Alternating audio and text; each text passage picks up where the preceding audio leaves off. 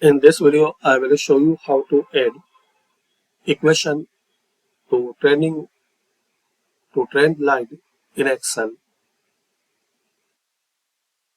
So firstly, select your data, insert chart and select.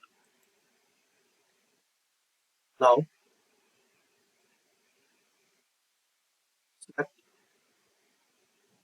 points and right click on it,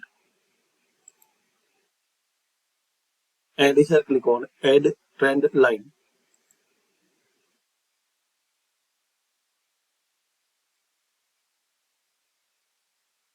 Now check this box, display equation on chart. So you have this equation, you can keep anywhere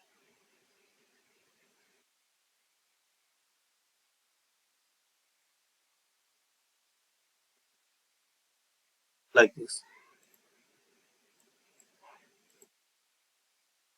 Then increase the size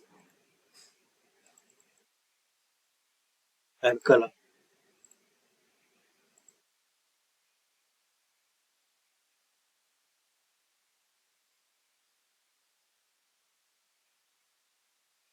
So this is the method, guys. You can add question to trend line in Excel. Thanks for watching.